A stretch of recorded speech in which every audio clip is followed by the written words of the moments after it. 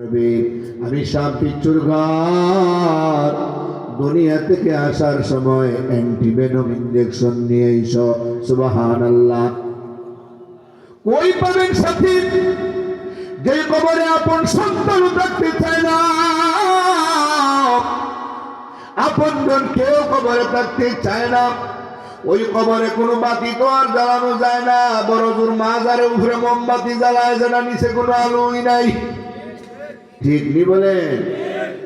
গাঞ্জা কোরার মদ কোরের সবার ডাকানা মাজারে, ঠিক নি?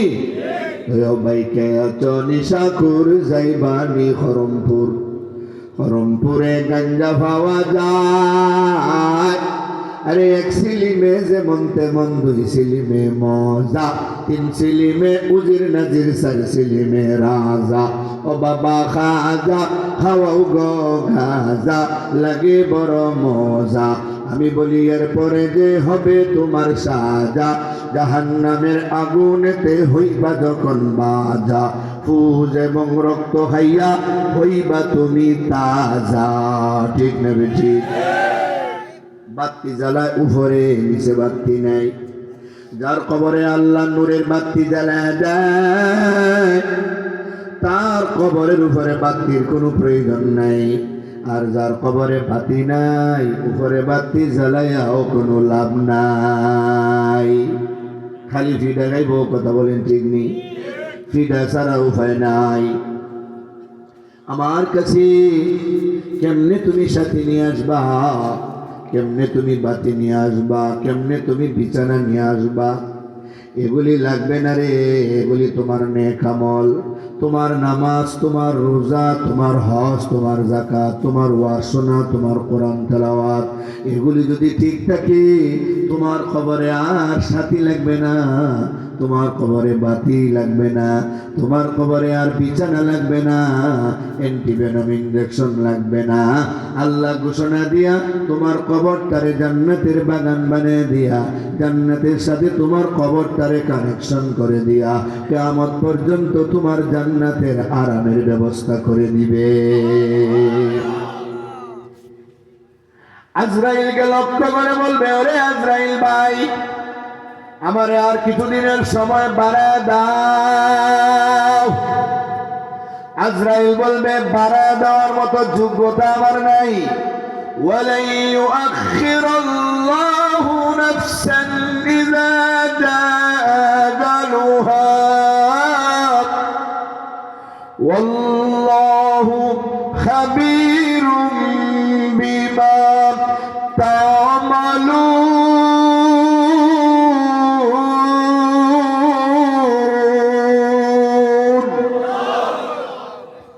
একটা মিনিটও বাড়ায় দেওয়ার ক্ষমতা আমার নাই। সেকেন্ডের নিচে আর কোনো টাইম আমাদের জানা নাই আছে।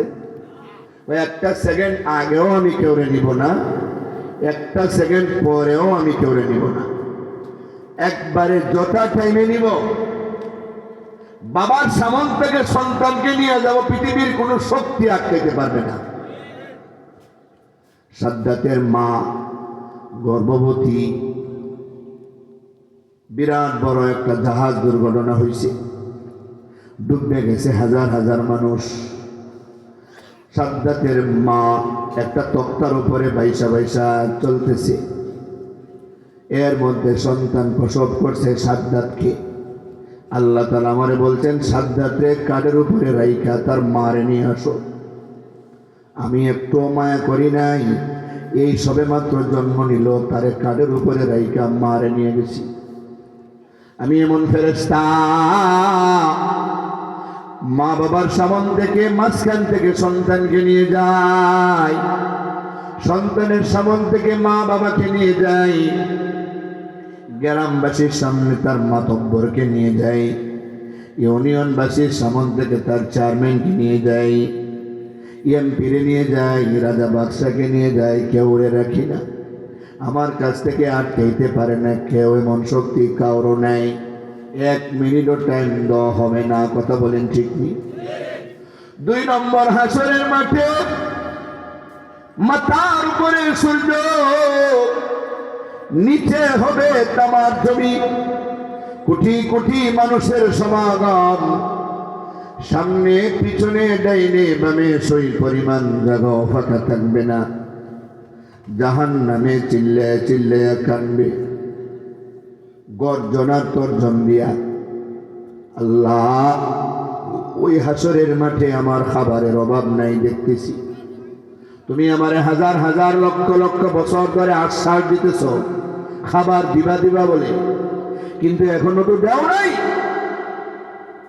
ওই তো হাসরের মাঠে আমার খাবার। বেঈমান কাফের ইহুদি খ্রিস্টান সুদখোর ঘুষখোর চোর ডাকাত বদমাশ বেনামাজি বেরোজাদারেরা ঘুরাইতেছে।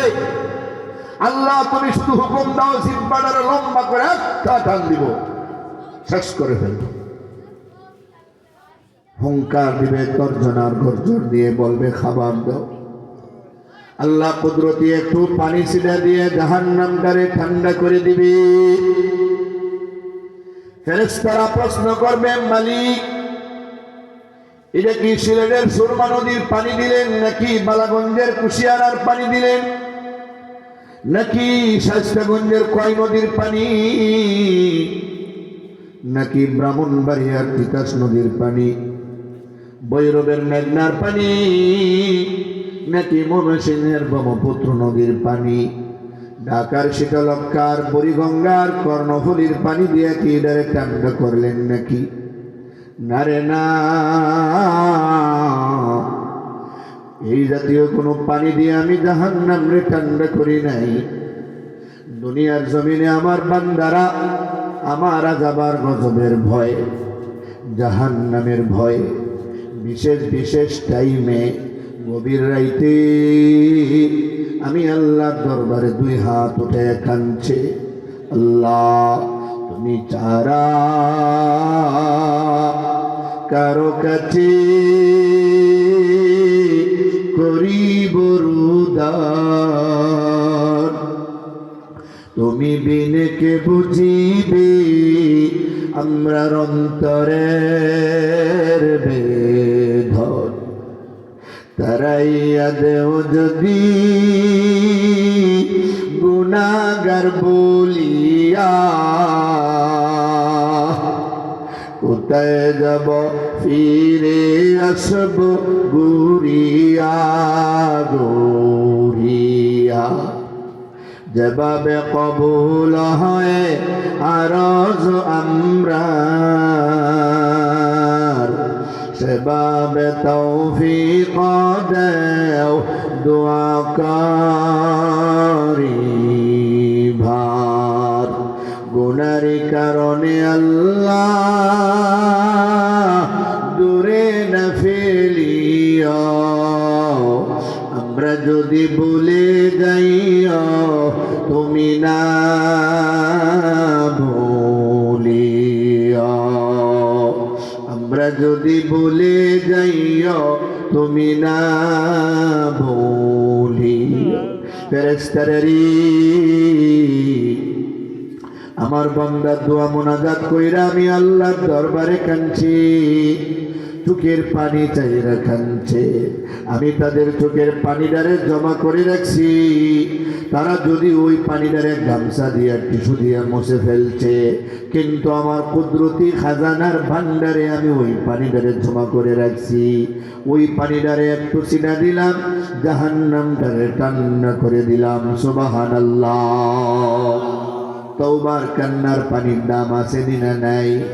এ জীবনে না করিলাম বন্দেগি, গুনাহ করে কাটাইলাম জিন্দেগি। তওবা করছি আর তো গুনাহ করব না, দয়া করে মাফ করে দাও রব্বানা, দয়া করে মাফ করে দাও রব্বানা।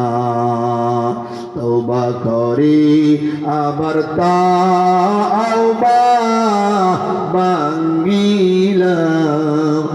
অবশেষে খাঁটি তওবা করিলাম সকলেরই দরজা হইতে মৌলা ফিরিয়া তোমারি দরজায় রইলাম পড়িয়া তুমি যদি মাফ না করো তোমার বান্দারি বল তোমার বান্দা যাবে কারদারে আদর করিয়া মানুষ আল্লাহ বানাইয়া কেমনে দিবা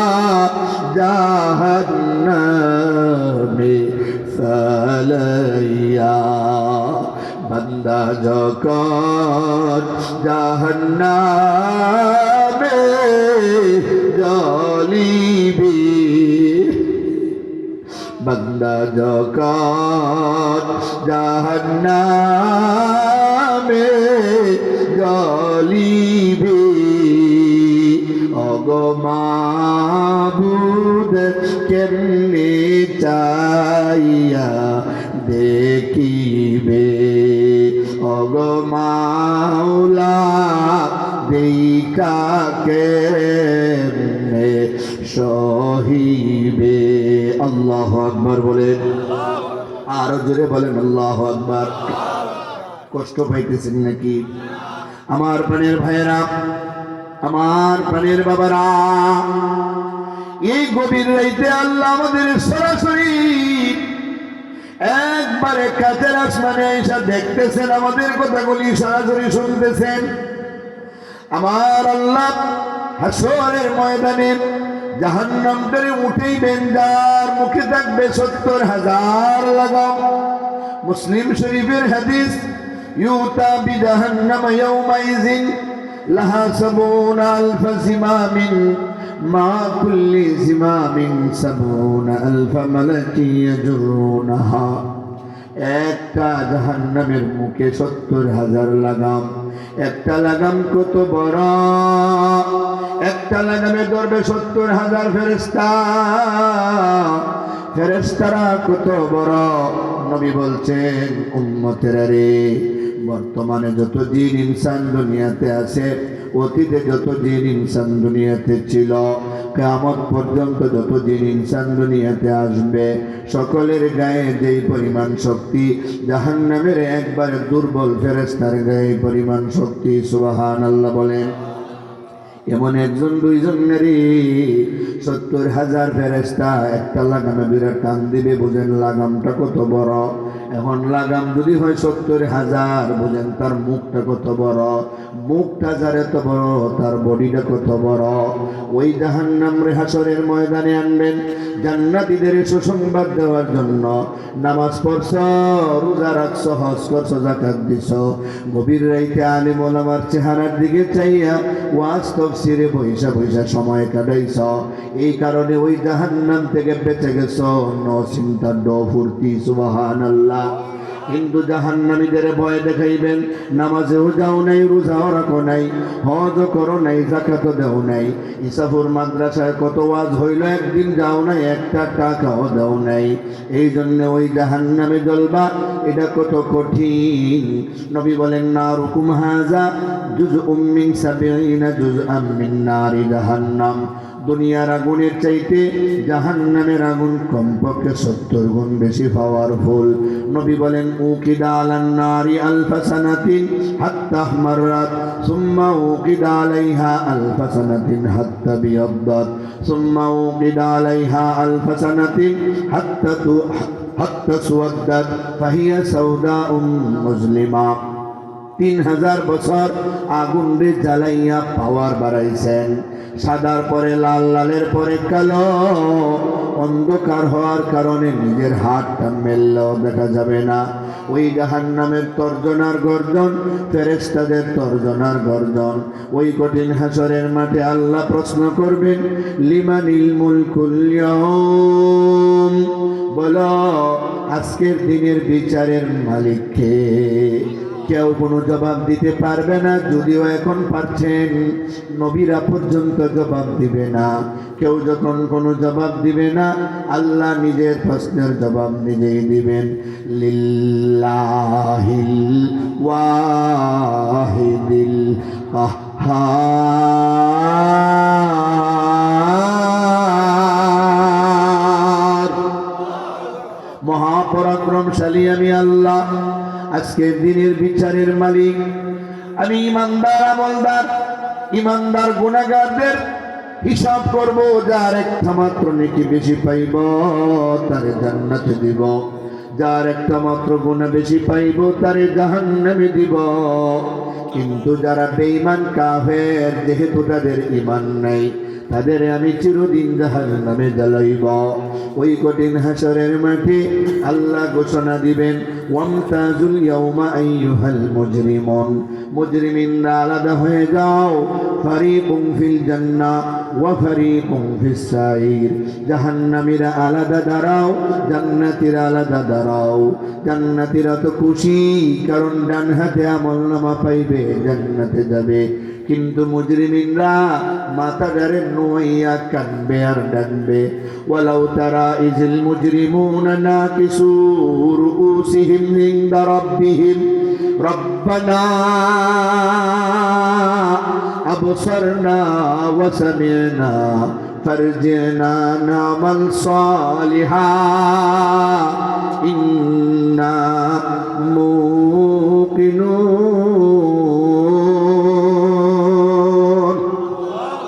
ওগো আল্লাহ, রব্বানা, ওগো আমাদের রব, আবসারনা ওয়া সামি'না, আজকে নিজের চোখে হাসরের মাঠে সব দেখলাম, আজকে নিজের কানে হাসরের মাঠের সব শুনলাম। দুনিয়াতে ইসাফুর জামে মসজিদে, আশপাশের মসজিদের খতিবরা আমাদের হাসরের মাঠের কথা ওয়াজ করে শোনাইতো। আমাদের কাছে ওয়াজে আইসা আলেম ওলামারা বুঝাইতো। আমরা কেউ যাই নাই, কেউ গেছিতে শুনি নাই, কেউ শুনছিতে মানি নাই। কিন্তু আজকে হাসরের মাঠে আবসারনা, নিজের চক্ষু দিয়া সরাসরি সব দেখলাম। মাথার উপরে সূর্য, নিচে তামার জমি, পয়গম্বরের পর্যন্ত ন্যাংটা হইয়া দাঁড়ায় আছে।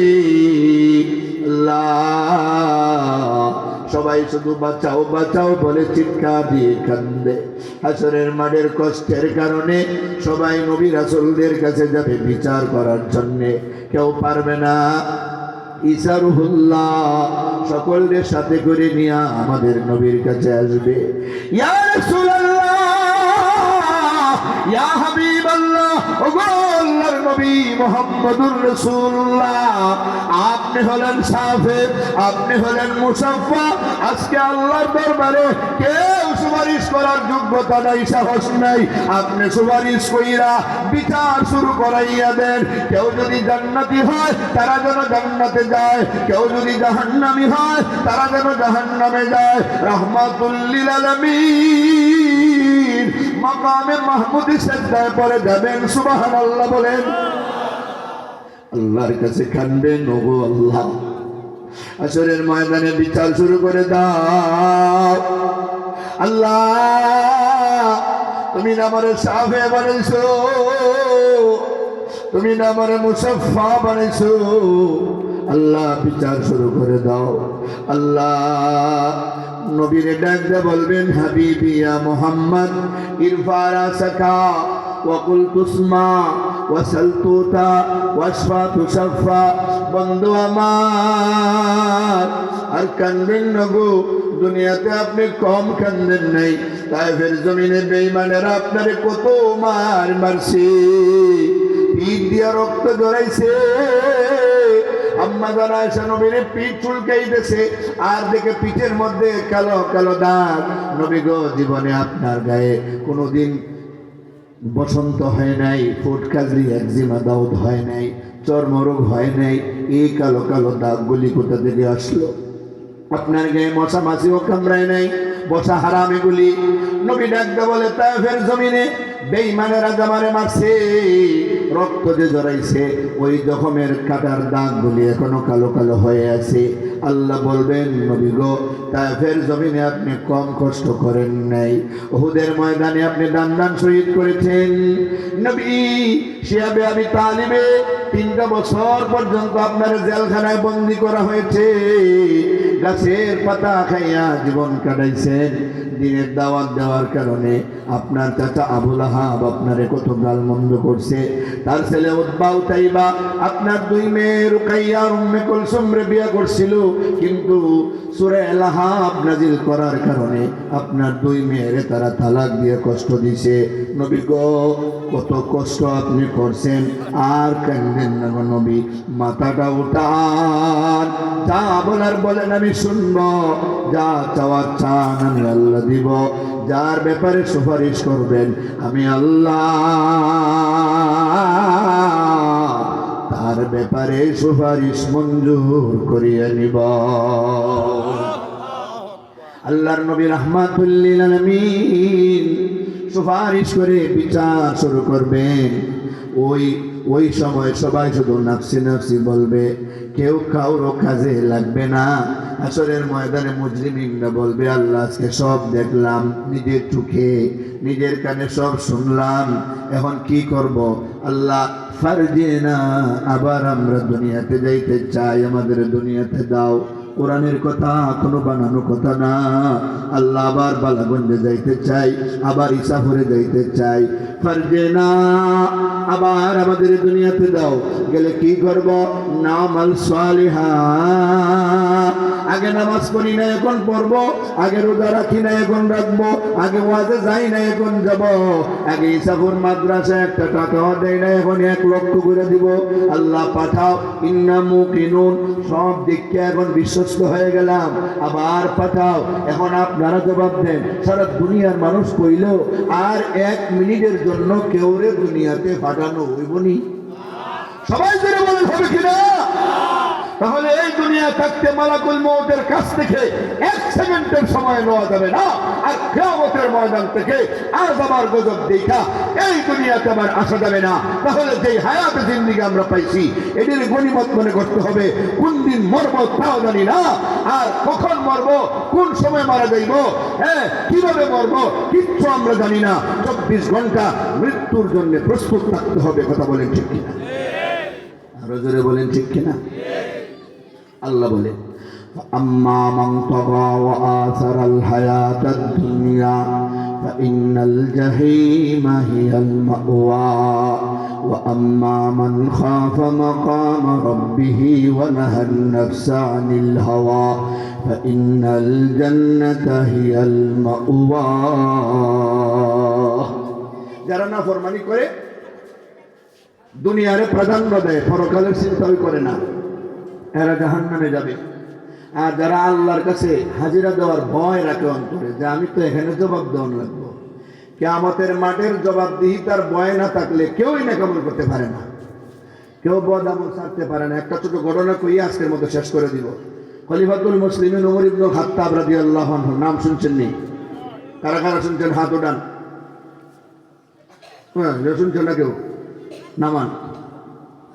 যাইতেছেন মরুভূমি দিয়া, পেটে ক্ষুধা লাগছে, পিপাসাও লাগছে, দেখেন একটা ছাগলের রাখাল শত শত ছাগল রাখতেছে, তার পেটে বুক লাগছে, একটা ছাগল দহন করে দুধ পান করতেছে। ওমর গিয়া বললেন, ভাই আমার তো পেটে ক্ষুধা লাগছে, আমারে একটু দুধ পান করার সুযোগ দাও। উনি যে খলিফা সে তো জানে না, কারণ আগে কে বাদশাহ আর কে মন্ত্রী কেউ চিনত না, টেলিভিশনও ছিল না, মোবাইলও ছিল না, ঘরে বইয়া এখন যেভাবে চেনা যায় এভাবে চেনা যেত না। কথা বলেন ঠিক কিনা? চিনে না তো, ছদ্মবেশে দেন। ছাগলের রাখাল কয়, আমারে মালিকে বেতন দেয়, আমি যে দুধ পান করছি এটাও বেতনের অন্তর্ভুক্ত, অত দূর আমার জন্য খাবার নিয়ে আসতে পারবে না, দুধ খাইয়ে আমার পেটের ক্ষুধা নিবারণ করতে হবে, কিন্তু আপনাকে দুধ দেওয়ার মতো পারমিশন আমার নাই, আপনাকে আমি দুধ দিতে পারবো না, মালিকের অনুমতি নেই। বললেন পরীক্ষা স্বরূপ, ভাই তাহলে একটা কাজ করেন, একটা ছাগল আপনি আমার কাছে বিক্রি করে দেন, আমি আপনারে টাকা দিই, তাহলে আপনারও একটা লাভ হবে, আমারও একটা লাভ হবে। সুবহানাল্লাহ বলেন। আপনার লাভ হবে, আপনি বেতনের বাহিরে কিছু টাকা পাইলেন, আর আমার লাভ হবে, আমার ক্ষুধা নিবারণ করলাম, দুধ পান করে। আর মালিকরে আপনি জবাব দিবেন, সব শিখাইতেছেন, মালিকরে জবাব দিবেন, শত সহস্র ছাগল একটা কেমনি বাগে হাইলি যে কইতে পারি না, যেহেতু আপনি মালিকের বিশ্বস্ত চাকর, মালিকে বিশ্বাস করব, ফাঁকে দিয়া লাভ হইল পাও। বুঝাই দিছে, বুঝেন না? ফাঁকে দিয়ে লাভ হইব পাও। যুবক রাখাল বলতেছে, মালিক রে আমি একটা কেন 5টাও যদি বলি বাগে হাইলিছে বিশ্বাস করবে, কারণ আমি মালিকের এত বিশ্বস্ত চাকর, আমি এত বিশ্বস্ত চাকর, এটা বললে মালিক বিশ্বাস করে। কিন্তু হে মরুভূমির যুবক, উমর রে বলতেছে, এই যুবক তুমি আগে আমারে জবাব দাও, মহান মালিকে যেদিন হাসরের ময়দানে আমারে দাঁড় করাইবে, যে মালিকের আমানত কয়েক হাজার ছাগল থেকে একটা ছাগল কেন মাঝখানে মরুভূমিতে বিক্রি করলে জবাব দে, সেই দিন জবাবটা আমি দিব না তুমি দিবা, এই জবাবটা এখন দাও। জোরে কোন সুবহানাল্লাহ।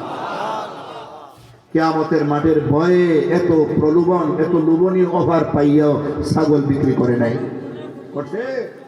ওই দিনের ভয় যাদের আছে, এরা কোনোদিন ঘুষ খাইতে পারে না, সুদ খাইতে পারে না, চুরি করতে পারে না, ডাকাতি করতে পারে না, জিনা ব্যভিচার করতে পারে না, রাষ্ট্রীয় কোনো দায়িত্ব হইলে দুর্নীতি করতে পারে না, রাষ্ট্রের সম্পদ নিজের পকেটে ঢুকাইতে পারে না, লন্ডন আমেরিকায় বাড়ি করতে পারে না, দাস যতটা বেতন হবে ততটাই হবে, এর বাহিরে খাইতে পারে না। আর এই কিয়ামতের ময়দানের ভয় একমাত্র ওই ব্যক্তির পক্ষেই সম্ভব যারা এরকম ইসাফুল মাদ্রাসার মতো মাদ্রাসা লেখাপড়া করে, আর যারা পড়ে নাই কিন্তু মাদ্রাসার ডাকে ওয়াজ মাহফিলে আছে, কেবলমাত্র তারাই কিয়ামতের ভয়ে, আযাব আর গজবের ভয়ে গুনাহ ছাড়তে পারে, নেকি করতে পারে। কথা বলেন ঠিক কিনা? প্রিয় হাজিরিন, আপনাদেরকে আর কষ্ট দিচ্ছি না, 1 ঘন্টা হয়ে গেছে, আর আপনারা ওষুধ খাইবেন, দোয়ার পরে বাড়ির যাইবেন, রাত বেশি হয়ে গেছে, কালকে শুক্রবার আমাদেরও জুমা আছে, অনেক দূরে যেতে হবে। ইনশাআল্লাহ আপনাদের সকলকে নিয়ে দোয়া করবো। অনেকদিন পরে দেখা হয়েছে, আপনারা আসলে আমার খুব প্রিয় মানুষ। হ্যাঁ, আচ্ছা, দোয়ার পরে দিয়ে দিয়ে আমি দোয়া করে জানো। আচ্ছা, 5 মিনিটের মধ্যে দোয়া হবে। এমন কোনো আল্লাহর বান্দা আসেননি যে মাদ্রাসার জন্য মাত্র 5 মিনিটই আমি বলবো, এরপরে না হইলেও দোয়া হবে, না দিলেও কোনো অসুবিধা না, আপনারা যে দোয়া করবেন এটি যথেষ্ট। এমন কোনো আল্লাহর বান্দা আসেননি যে মাদ্রাসার জন্য 10,000 টাকা দিবেন? এমন একজন কি আছেন? আগে তো মনে চান্দা কিছু হয়েছে, এরপরে একজন থাকলে বলেন খুশি মনে 10,000 টাকা দেওয়ার মতো একজন ভাই না থাকলে 5,000 টাকা দিবেন কে? একজন ভাই আসেননি বলেন? 5,000 না হইলে 1,000 টাকা কে দিবেন বলেন? একজন ভাই হাত ওঠান। আচ্ছা, একজনের নাম লেখেন, 3 জন হয়েছে। এই নামটা লেখেন, কি নাম? মোহাম্মদ হারুন খান, এরপরে দোলা মিয়া, মাসুম মিয়া, 3 জন হয়েছে না? 4 নম্বর বলেন, দোয়া করবো একসাথে। 4 নম্বর, 4 নম্বর কে দিবেন? কি নাম? নগদই, কি নাম? চমকালী ভাই, নামটা আমার কাছে পরিচিত লাগে। হ্যাঁ, হইলেন না? আল্লাহ কবুল করো, আল্লাহ জিন্দামর দ্বারা মাফ করা, আমিন। 5 নম্বর কে দিবেন? 1,000। 5 নম্বর, জি জি। আচ্ছা, 5 নম্বর একজন ভাই বলেন, 1,000 কে দিবেন? নগদ কিংবা বাকি? একজন ভাই হাত উঠেন দিন ইনশাল্লাহ। 5 নম্বর একজন ভাই আছেন না? ইনশাল্লাহ একজন। কে আছেন 5 নম্বর? একজন ভাই নাই? হাফেজ পারভেজ মিয়া সাহেব, আল্লাহ তুমি কবুল করো, আল্লাহ যারা দান করলেন সকলে জিন্দা মুর্দার মাফ করো, আমি। 6 নম্বর কে আছে? 6 নম্বর কি নাম? কাপ্তান মিয়া সাহেব, নগদ 1,000, আল্লাহ কবুল করো, আল্লাহ জিন্দা মুর্দার মাফ করো। 7 নম্বর কে দিবেন? 1,000। 7 নম্বর একজন ভাই হাতটা উড়ান দিবেন ইনশাআল্লাহ। আপনারা তো অনেক ধনী এলাকা, লন্ডনী এলাকা, বলেন কত টাকা আছে?